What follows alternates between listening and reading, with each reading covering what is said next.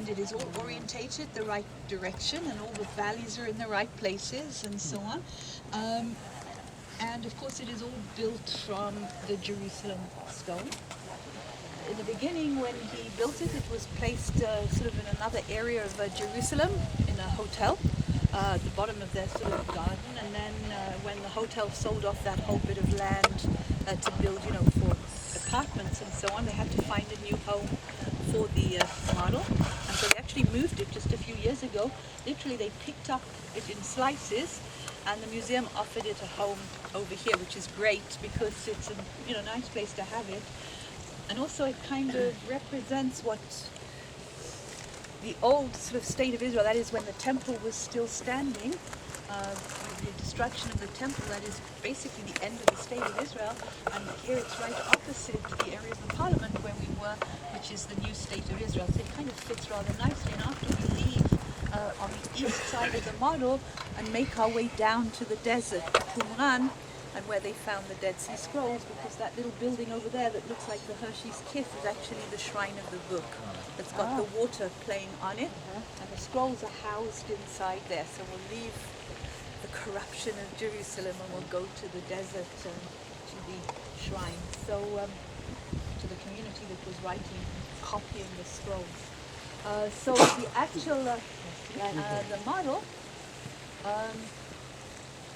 where after, of course in 67 they started, 68 they started the archaeological excavations. You'll see quite a bit of them tomorrow when we're in the Jewish quarter and down by the Western Wall and so on. Where they found they made mistakes in the model, they have corrected it. So it's an ongoing process, but there is about 10% of the model that, even though we know that it's not quite correct, they've decided to leave just because that's how Michael Avioni first built it. I'll show you down in the area of David's city afterwards. So where we are now is north of the city, right? This is north of Jerusalem, and you know why. When you look at the terrain here, what's special about the northern side of Jerusalem? It's higher. No valley, exactly. There's no valleys here. And because of the fact there are no valleys, you're actually going to see three walls that protect the city of Jerusalem. So we're going to look first of all for the three. Can you see over there? There are three towers that stand up, the big three towers. Take a line from the three big towers directly to the retaining wall of the Temple Mount. You see the big wall around the temple? You can see the temple with the gold at the top of it over there. That's where we were on the Temple Mount this morning. So if you found that wall, it goes from the three towers all the way to the Temple Mount. That was known as wall number one. That was as far north as Jerusalem came to at one point.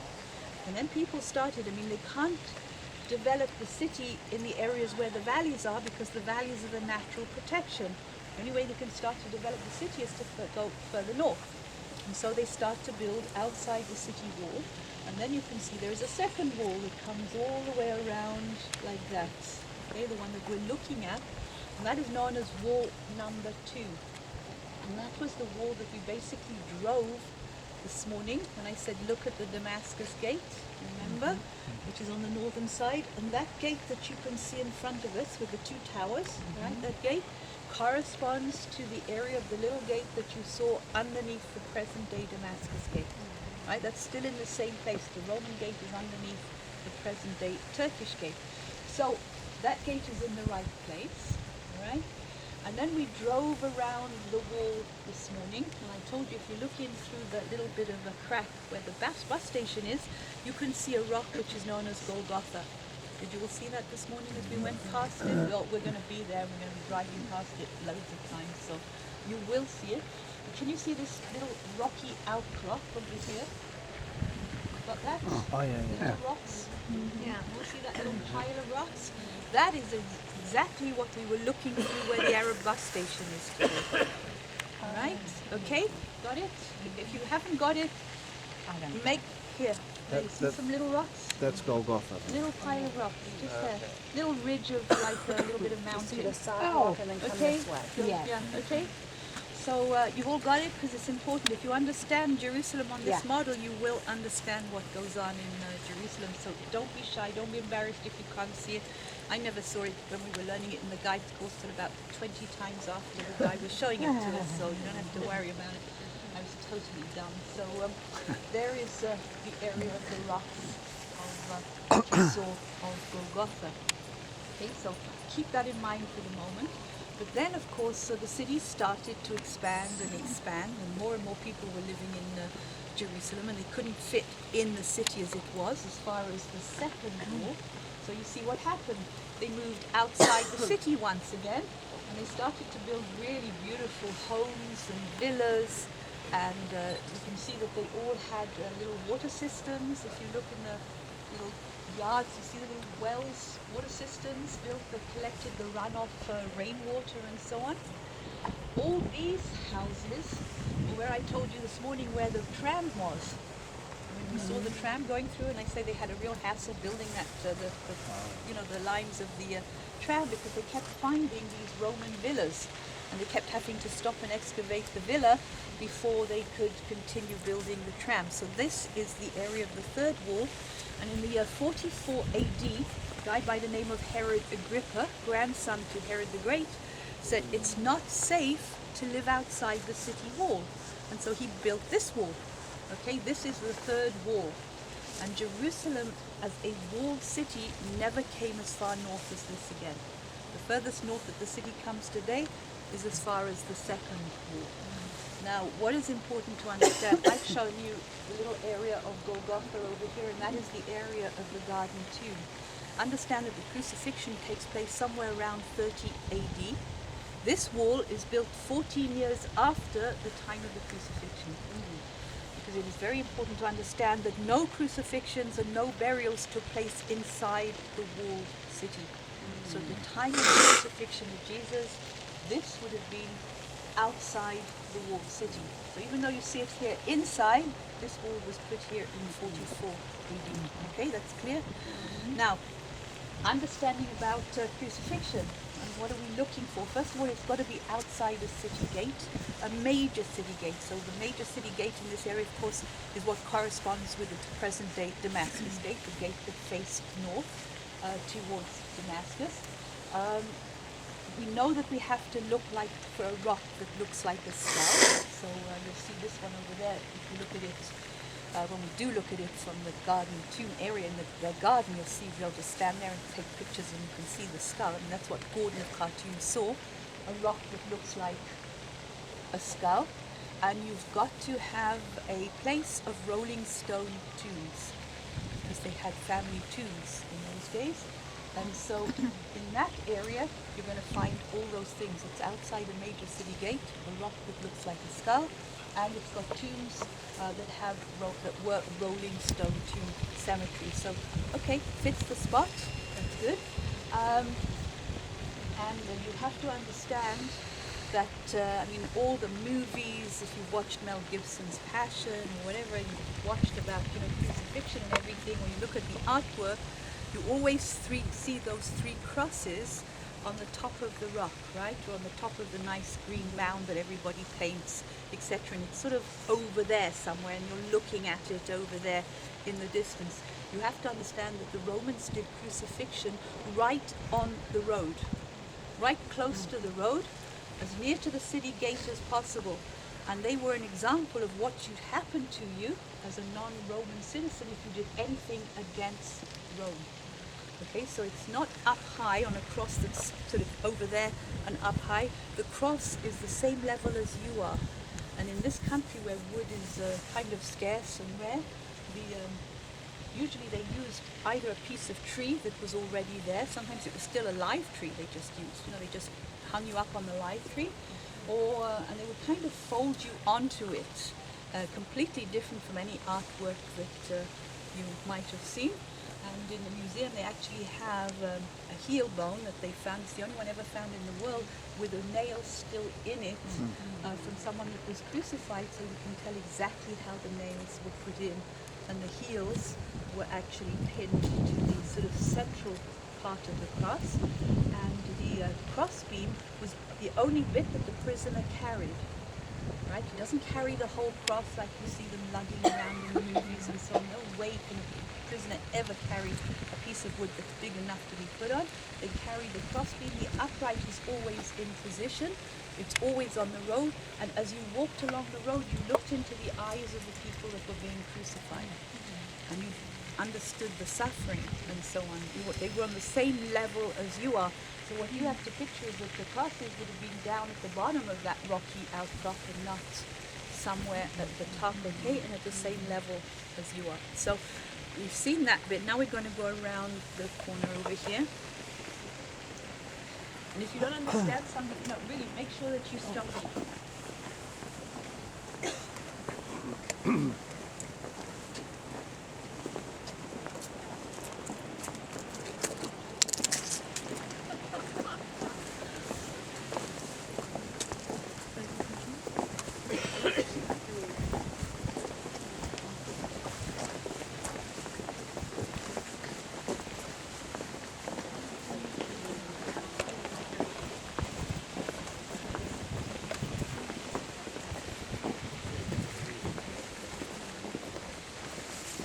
Stop about here because you need to see the little gate in the second wall. You're all still clear which is the second wall, the one that goes off around there.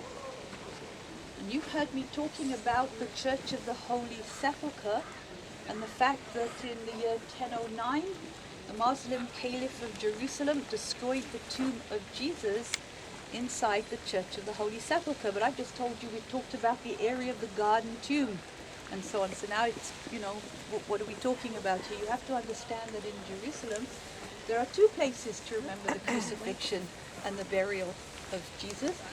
And one of them is where the Church of the Holy Sepulchre is today, within the Christian quarter of the Old City. But what it used to look like, whether we'll get into there or not, on Thursday we're planning to give you some time, you know, to enjoy yourselves a little bit, you know. 3 of us, so you can explore a little bit on your own, do shopping or whatever. But when you go into the Church of the Holy Sepulchre, most people have a sort of a real culture shock because it's inside there are 6 different Christian denominations that don't get on with one another. They actually really dislike one another. They're willing to go almost to war if you move a nail from one people's property to the other. Or if you're a Catholic and you happen to have your alban stole on, if you're a priest and you happen to kneel down in front of where they say the cross was put, and the Greek Orthodox priest is there, he can quite well easily knock him out. I mean, we're talking about that kind of attitude, which is not really what you expect to find in a place that represents, you know, Christianity and so on. I mean, one of the archaeologists who is himself a priest, a Roman Catholic priest, he writes in his book of archaeology, where you expect to find love, you find hatred, and where you expect to find light, you find darkness. That more or less sums up the Church of the Holy Sepulchre. And on the rooftop are the Ethiopians, part of the Christian church, but the other denominations don't allow them in the church. So you can understand, you know, they kind of hang on to the rooftop of it. So you understand what the kind of feeling is like there. But if you could get rid of the church and you could see what was underneath it, that is what you would see over there. There is the little gate in the city wall. Okay, can you see the city gate? Small little gate over there, which that gate today is sort of underneath one of the sort of the Muslim Arab shops, sort of down between stations 8, somewhere around in that area. You could actually see the wall, and you can see further on, you can see part of the gate in the Russian Orthodox Church. So, I mean, none of this is sort of visible today, and you've got this church plonked on the top, so no one has any clue at what they're looking at. But if you would have been here 2,000 years ago, you would have seen a massive stone quarry. You see that there's a little piece of rock that sticks up over there.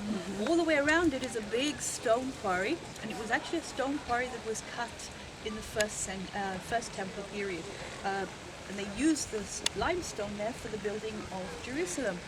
And when you've got a stone quarry, it's a very deep stone quarry. If you go underneath the Church of the Holy Sepulchre, you could go down 5 stories to get to the bottom of the stone quarry. Nobody knows that that's there either, but of course we've been under it to kind of understand what goes on. And you can go all the way down there, and you can actually see graffiti. Very early pilgrims in the 1st, 2nd century would have scratched on the rock there, "Lord, we have arrived."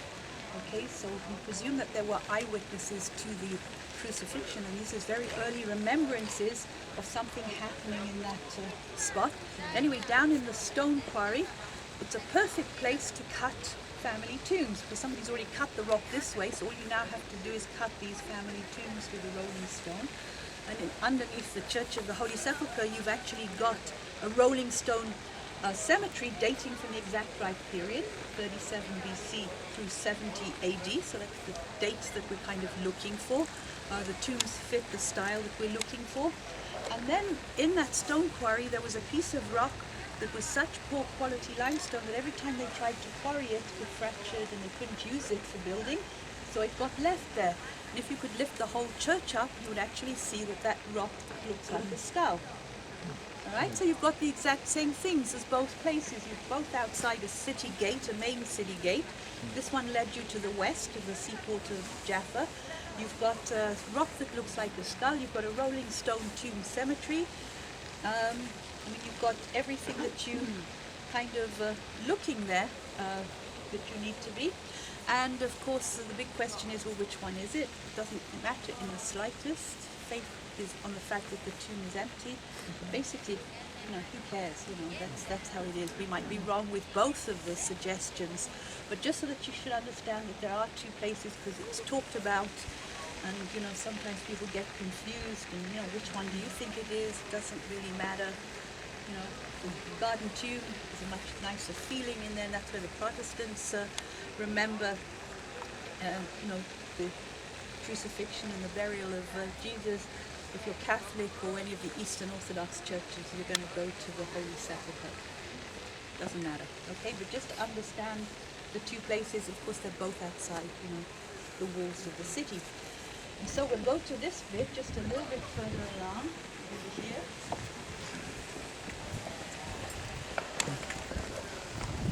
We stop right here by Herod's palace. Herod builds himself these magnificent palaces all over his kingdom, of which the one that he builds in Jerusalem is absolutely wonderful, according to Josephus. He describes it, you know, in all its glory. And so here it was. But Herod, who had this, you know, background that was sort of not really Jewish, and the Jewish people really didn't like him. He was all trying to encourage the Jews to like him by refurbishing the temple, etc. Builds his palace right on the edge of town. Right? The valley that's going off around the corner here is the valley of Gehenna, that valley of hell that we drove up. We didn't get quite as far as the area of the present-day Jaffa Gate. The present-day Jaffa Gate is sort of in the area of the tower over here. And so it was beautifully decorated with, you know, columns and gardens. Herod loved plants and flower pots and statues and all kinds of things like that. And so a magnificent palace. The only problem was that on the one hand he doesn't want to be inside the city, because he doesn't, you know, he wants to be able to get out quickly and get to his palace at Masada, his escape palace, if somebody's after him. On the other hand, on the edge of town, it's also not the safest place to be, so he builds himself 3 massive towers right by his palace to guard him. You know, that's what they are, they're guard towers. He names them after his brother, who's called Fatsael. This is the big one. The next one along, Hippicus, was a good friend of his, and the prettiest of the towers, because they had like palaces on the top, was named after that beloved wife of his, Mariam. Right? So his first wife, Nabatean princess, divorces her. Second wife, Mariam, is the royal princess, and that's his father makes the marriage. She's the one that gives him the claim to the throne. He's crazy in love with her. You have to understand, she was drop dead gorgeous. It was a great big love affair. He's thrilled that his father arranges the marriage. Everything is absolutely wonderful, until all of a sudden he realizes that he's really not that popular, and like, how come he's the king of the Jews, and even though he's married to Mariam. And so what he does is he takes Mariam's youngest brother, a guy by the name of Aristobulus, and makes him the high priest in Jerusalem. Aristobulus was very charismatic. He was a perfect choice to be the high priest, and people flocked to the temple. And it looked like Herod had done finally the right thing. He'd made a good choice in his appointment for the high priest sort of thing. Member of the royal family, good looking, had everything that you needed to be sort of high priest. The only thing was that people were flocking to the temple. Aristobulus became more and more and more popular, to the point where his popularity far outshone that of Herod. Herod then becomes insanely jealous. How come Aristobulus is so popular? Why am I not the popular one, etc., etc.? And so he decides, I don't really need this Hasmonean side of the family. I am now king of the Jews. He invites Aristobulus, imagine this young high priest, he invites him to his palace in Jericho. He asks Aristobulus, would you like to learn to swim? Have you ever been swimming? Aristobulus says, no, I've never learned to swim. Poor guy. Herod had in all his palaces, you have to understand, a swimming pool. Didn't matter where it was, in the heart of the desert like Masada, he has a swimming pool. Caesarea, he has a swimming pool. Everywhere where Herod builds, Herodian, he's got a swimming pool. And so he asked Aristobulus, would you like swimming lessons? Oh, I'd love swimming lessons. Sounds like fun. It was hot down there in Jericho. And of course, he told his servants to take Aristobulus swimming and make sure he didn't come back. Aristobulus was drowned in the swimming pool. You can understand, he's the high priest. At the same time, it's his wife's youngest brother. She now understands that her husband has obviously done away with her youngest brother, and that doesn't do wonders for the marriage. And so he begins to think, I really don't need any of this Hasmonean background within my family, and he murders Mariam and all the sons from that marriage. All right, he wipes out and he kills, in fact, all the Hasmoneans of his family. Not one is left. And so Herod actually has 10 wives altogether, 8 of them we can name, just to give you an idea about Herod and his sort of background. But he gets rid of all of his Hasmonean side and so on. So you understand a little bit that when 3 wise men happen to knock on the door of the palace in Jerusalem and say, where is the king of the Jews that's just been born? You understand how that affects Herod, who has the title of the king of the Jews. He's an old man in those days, he's in his 70s, and that was old for those days. And it's like, what are you talking about? That I'm the king of the Jews, and you understand if he can kill his wife, who he adores, and the sons from that marriage, and all the family, it would certainly be very easy for him to put out the order to kill all the babies 2 years and under. So that is Herod's character. A week before his death, he knew that the Jewish people were going to go into great excitement that he was dead. And so he ordered 5,000 Jewish priests to be killed so that the country would be in mourning for the priests and would not celebrate the death of Herod.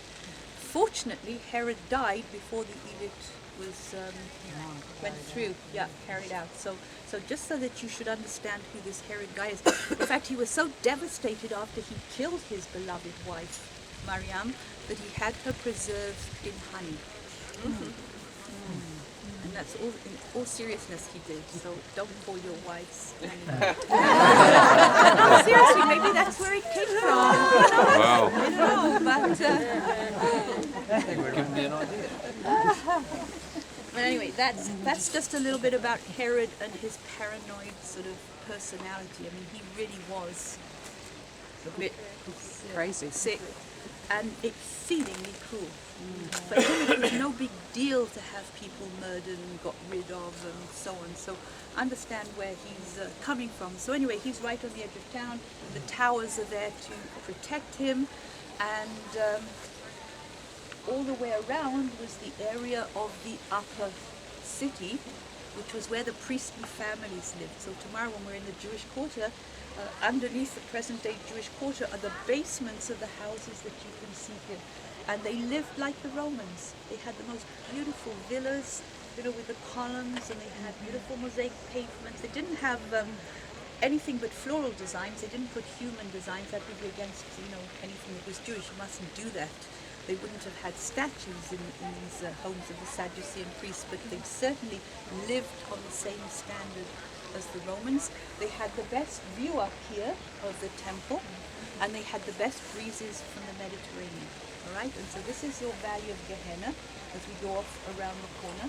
And if you look, you should just about be able to see it to the left-hand side. You see there are two little towers overlooking the area of the retaining wall.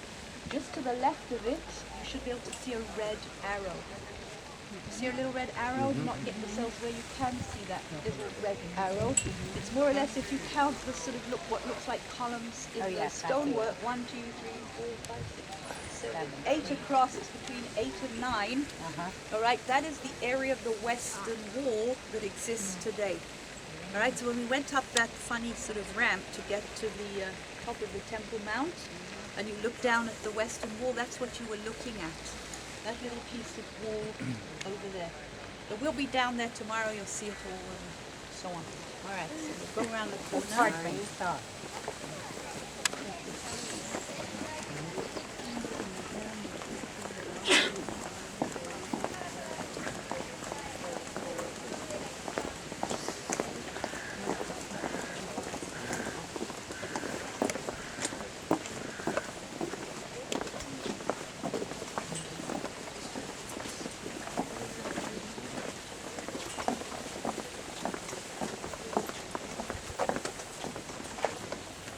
Okay, so we're going to look at Jerusalem from this angle, which is down at the very, very southern part.